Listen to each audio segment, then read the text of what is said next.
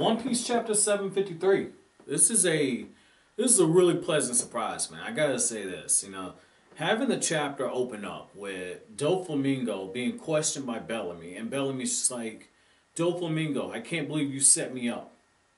Did you have that little faith in me? And Doflamingo's like, did you kill the Straw Hat or not? You didn't kill the Straw Hat? Listen, man. You and me, we not cut from the same cloth. And when he said that, right, Doflamingo pulled some straight G shit right there. He pulled some straight G shit. He's like, look, man, we ain't cut from the same cloth. You gotta watch who you talking to. See, your aim was to be a pirate. That's all you've ever wanted to be. Me, not so much. I never gave a damn about being a pirate. And once he said that, it's just like, oh, my God. This dude, Doflamingo, is on some next level shit. Period. He's on some next level shit. That's the best way I can put it. Like, this guy's true motives are very hard to pin down.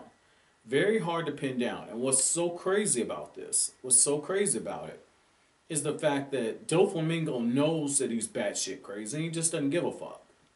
Because he says, like, my goal is just to tear everything around me down. And once he said that, Doflamingo's like that one guy that you don't want to back into a corner because regardless of what he has, he doesn't feel like he got anything to lose. And even if he had something to lose, he's still going to go about it in the way that, like, fuck it. My rules, my game. I mean, Doflamingo's a problem. He's a problem. And what we're seeing is a contrast between how Doflamingo views the people in his crew. Doflamingo and Luffy is a very interesting dynamic because both of them, they have a thing about loyalty. And when you look at them, where that big difference is, where that huge difference between Doflamingo and Luffy is like, even though they value loyalty, Doflamingo sees his, people in his crew, even people like Bellamy, he sees them as being expendable. Whereas when you look at Luffy, even the people who are helping him out, even though they're not officially in his crew, Luffy takes them all in. He's an all-encompassing type personality. Luffy's just like, okay, you're part of the team now. That's all that matters. Like, we got a common goal. And you see it with just how easily he brings Rebecca in, with how easily he brings Rebecca's father in. Even though he was fighting with Cavendish, Luffy is just like, yo, that's my boy right now. Like we're good. Whereas Doflamingo, he looks at Bellamy and he's just like, you weren't going to get it done, I was going to have you killed off. It just is what it is. And so I like how, as Luffy is marching towards Doflamingo, or to be literal, as he's riding towards Doflamingo, what you're seeing is the build-up between these two characters. We're getting a proper build-up because what we were getting before wasn't enough. It had been too cliche. It had been way too cliche for Luffy and Doflamingo to have that showdown. Like, it had been too cliche. I mean, at least this way Oda is building up towards a really good payoff. I like that. I like that because we're actually seeing two people who are parallels. I think a great way to put this, and I know like a lot of you guys, really hate it when I make comparisons to Naruto, but I feel like this is a good comparison though. When you look at the Luffy and Doflamingo dynamic, this is very similar to Naruto and Pain, where you see how Naruto and Pain went two different directions. They went two different directions towards the same goal. And so when they clashed, it was this clash of ideologies. And I feel like now that's what you're seeing. You're seeing a clash of ideologies because Luffy and Doflamingo are on opposite ends of the spectrum. So, I mean, that's going to be really interesting to see how these two eventually lock horns and what actually comes out of that fight. Because this feels like, and it really feels like Oda has been making the point very clear. This is going to be a fight that's going to have ramifications that are going to be going for a long time. And you see how he's building stuff up with, like, what's going on in the Smile Factory, where those dwarves all of a sudden are like, oh, wow, we've been lied to. I can't believe this. And then they start fighting back. And so now you got someone from within the Smile Factory who can start the process of sabotaging it. So now they're going to get on Kaido's radar, especially if they take down Doflamingo, which is essentially what's going to end up happening. I don't see Doflamingo escaping. I see him getting captured. I either see him getting captured, kill it off, or just outright defeat it, and then Navy turns on him. I could see something like that.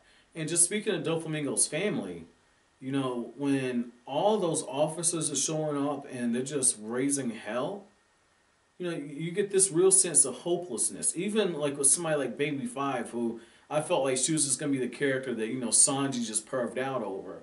Even somebody like Baby Five is just out here, you know, shooting dudes, you know, cold blooded. You know, like this that battle royale free for all that's going on.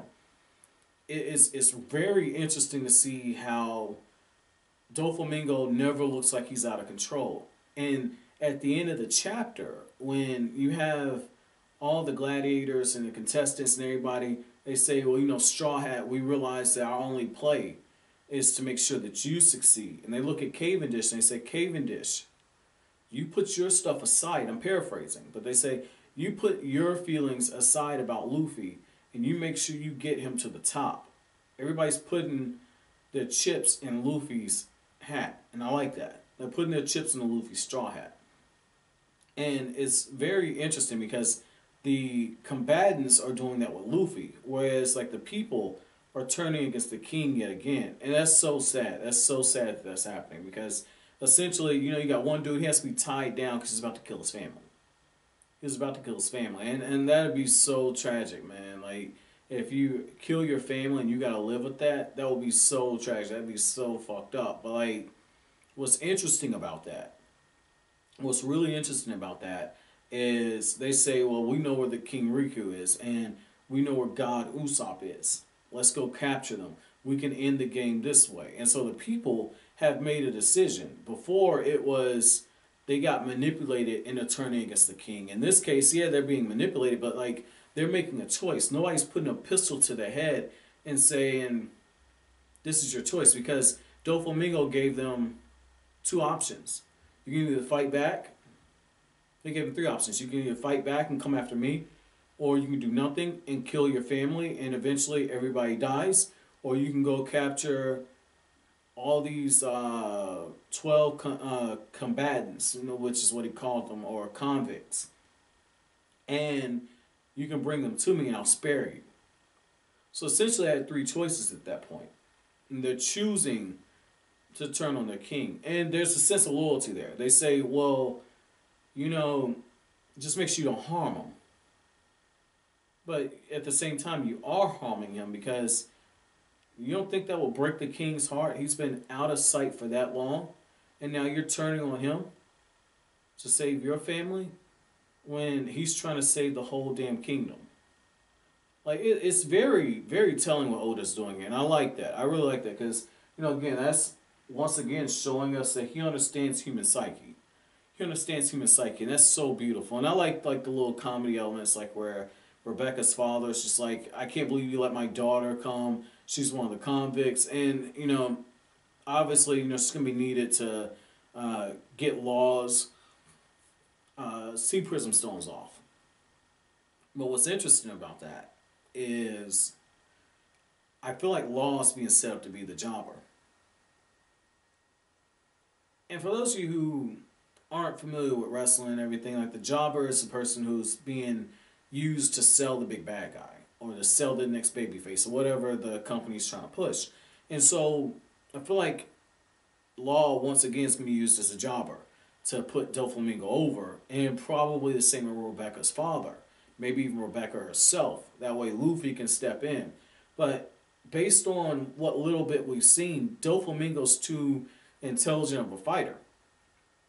He's too intelligent, he's too strategic, and he's got intel on Luffy. He saw Luffy at Marineford, so he knows what Luffy can do. So he's had prep time to plan for Luffy. And that's a dangerous combination. And I know Luffy's gotten stronger, but I don't know if that's enough for Luffy to hope to take down Doflamingo.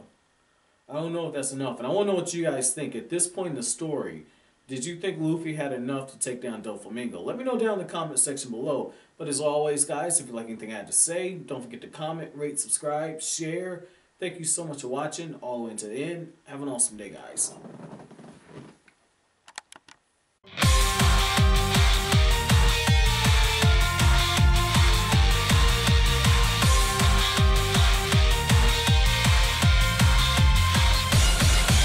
灰